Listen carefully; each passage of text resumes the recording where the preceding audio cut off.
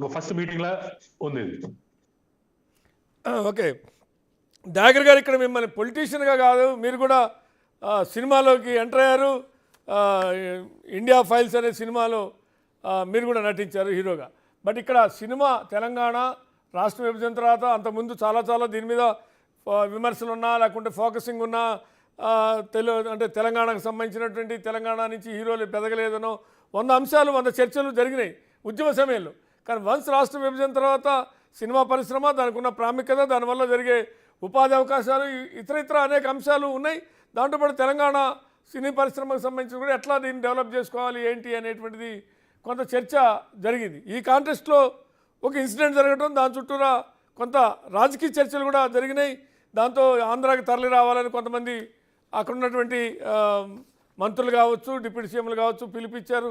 సరే, అంత ఈజీనా కాదా అనేది పక్కన పెడితే ఆ చర్చోపచర్చలు సోషల్ మీడియా వేదికగా జరిగినాయి. కొంత డిస్కషన్ జరిగినాయి, కొంత ఓపెన్గా జరిగినాయి.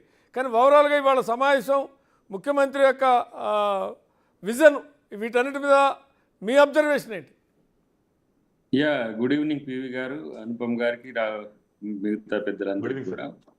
ఒకటి ఏంటంటే, ఒక సంఘటన తర్వాత జరిగిన ఏదైతే సమావేశం ఉందో ఇది ఒక మంచి మార్పుకు సంకేతం అనేది నాకు అనిపిస్తున్నది.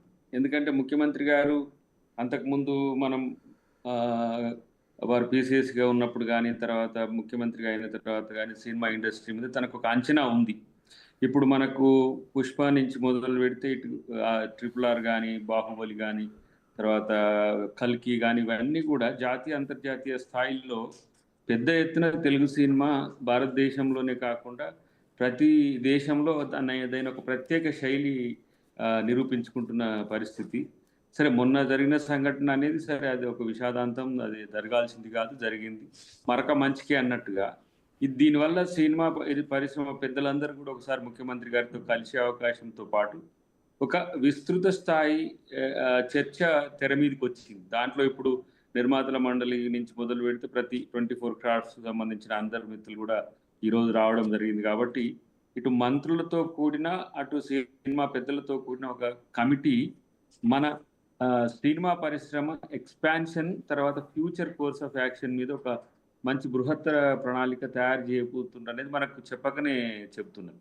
దాంట్లో నేను అనుకుంటున్నా ఏంటంటే, అంతర్జాతీయ ఖ్యాతిని పొందుతున్నా కూడా అంతర్జాతీయ ప్రమాణాలు మనం కల్పించాల్సిన బాధ్యత హైదరాబాద్కు ఉన్నది అనేది నా వ్యక్తిగత అభిప్రాయం. ఎందుకంటే నేను మూవీ తీసినప్పుడు సరే ఇక్కడ ఈ స్టూడియోస్ని మేము పెద్దగా వినియోగించుకోలేదు, కానీ మన బొమ్మ స్టూడియోస్నే అక్కడ మన బొమ్మ మురళి గారి ఇంటి దగ్గరనే ఆయన ఏర్పాటు చేసుకున్న దాంట్లో చేసినప్పుడు కూడా నేను కొన్ని ప్రాంతాలు డబ్బింగ్ సంబంధించి కానీ, లేకపోతే మన కీరవాణి గారి మ్యూజిక్ సిట్టింగ్స్ సంబంధించి కానీ నేను చూసిన. అప్పుడు ఏమనిపించిందంటే, కీరవాణి గారు లాంటి ఒక అంతర్జాతీయ ఖ్యాతిని పొందిన సంగీత దర్శకుడు కూడా డిపెండ్ అపాన్ చెన్నై, ముంబై, తర్వాత ఇతరత్ర టెక్నికల్ ఇష్యూస్లో కొంత అటు వెళ్ళాల్సిన పరిస్థితిని నేను గమనించిన. కాబట్టి మనం ఆ ఫెసిలిటీస్ ఇక్కడ కల్పించాల్సిన పరిస్థితిని మనం ఇప్పుడు జరగబోతున్న మీటింగ్స్ తెస్తారని నేను ఆలోచిస్తున్నా.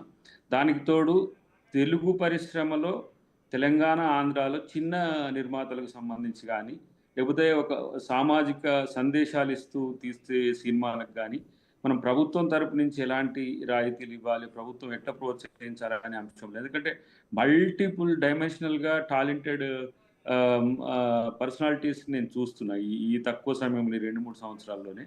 వాళ్ళకు గనక అవకాశాలు కల్పిస్తే ఓటీటీతో పాటు బిగ్ స్క్రీన్లో స్మాల్ మూవీస్ అనేది ఒక ప్రయోగాత్మకంగా చేయగలిగితే మనకు మంచి మేలు జరుగుతుంది. దీని విషయంలో ప్రభుత్వానికి ఒక సరైన అవగాహన పత్రం ఉండాల్సిన అవసరం ఇప్పుడు ఏర్పడ్డదని నేను అనుకుంటున్నాను. ఎందుకంటే గతంలో కాంగ్రెస్ ప్రభుత్వ హయాంలోనే చాలామంది ఇండస్ట్రీ పెద్దలందరినీ, అక్కినేని నాగేశ్వరరావు గారి నుంచి మొదలు పెడితే ఎన్టీఆర్ గారి వరకు, ఇప్పుడు మనం మద్రాసు నుంచి కొంత హైదరాబాద్కు తరలిన వైనం, ఇక్కడ వచ్చిన నుంచి మన సెల్ఫ్ ఓన్డ్ ఐడియాలజీని మనం బిల్డప్ చేసుకొని ఈరోజు ఈ రేంజ్ వచ్చినాం. దీన్ని కొనసాగించాలంటే ఎక్స్క్లూజివ్గా తెలంగాణ ప్రభుత్వం, ఆంధ్ర ప్రభుత్వం కూడా వాటికి సంబంధించి సహకారాలు అందించాల్సిన అవసరం అయితే ఉందని నేను అనుకుంటున్నాను. సరే, ఇండస్ట్రీ పోలరైజేషన్, ఇండస్ట్రీలో మల్టీ ఆర్గనైజేషన్స్ని కూడా ఎస్టాబ్లిష్ చేయాలంటే పిన్ పాయింటెడ్గా మనం దీని మీద అవగాహన పెంచుకోవాల్సిన అవసరం ఉంది.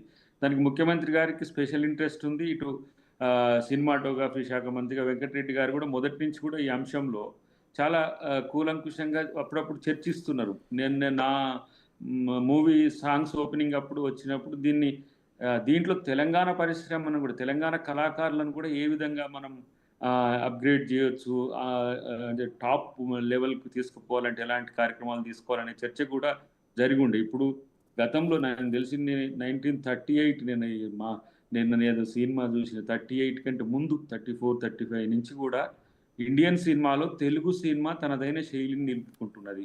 దాదాపు ఇప్పుడు 86, 87 ఇయర్స్ నుంచి జరుగుతున్న ఈ మహాయజ్ఞంలో మనం ఇప్పుడు ఒక దశ హాలీవుడ్ని ఢీకునే స్థాయికి వచ్చినాం.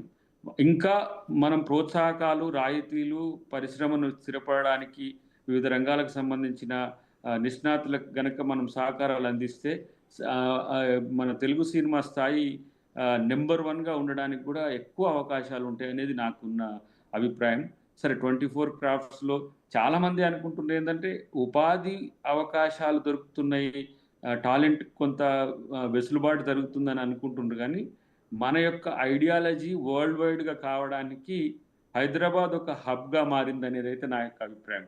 సో ఇలాంటి పరిస్థితుల్లో ముఖ్యమంత్రి గారు ఈ నిర్ణయం తీసుకోవడం, ఇప్పుడు ఏంటిది థియేటర్ల టికెట్స్ పెంచడము, special shows, previews, benefit shows, ఇవన్నీ కూడా స్మాలర్ థింగ్స్ అనమాట. మనం కనుక ఆ మేరకు ఎకనామిక్ బెనిఫిట్ కనుక గవర్నమెంట్ నుంచి ఇవ్వగలిగితే మోర్ దాన్ ఎనఫ్. నాకు తెలిసి వీటిని కొన్ని పెద్ద సినిమాలు ఏంటంటే ఎక్కువ పెడుతున్నాము కాబట్టి అట్లా అని చెప్పి రిక్వెస్ట్లు వస్తున్నా, చిన్న సినిమాను బతికించుకోవాల్సిన అవసరం ఉంది. కొన్ని సినిమాలు అయితే సామాజిక ప్రయోజనం కాదు, మనకు ఆలోచనను పెంచే సినిమాలు కూడా చాలామంది చిన్న చిన్న నిర్మాతలు, చిన్న చిన్న దర్శకులు, చిన్న కథానాయకులతో వాళ్ళు అనుకొని తీస్తున్న తీరు మనం ఓటీటీస్లో కూడా చూస్తున్నాం కదా.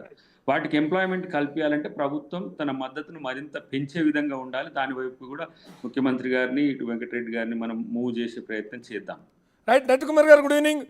ఇవాళ సమావేశం సరే, ఒక అడుగు అంటే సందర్భం ఏదైనా, సమయం ఏదైనా అనుకోకుండా ఒక సంఘటన కాంటెస్ట్లో ఇవాళ సమావేశం జరిగింది. సరే, దాని మీద కూడా భిన్న స్వరాలు, భిన్న అభిప్రాయాలు, అందరినీ కోఆర్డినేట్ చేసుకోలేకపోయారని, ఒకటైతే ఆశించిన సబ్జెక్టు రాలేదనో, లేదు దాని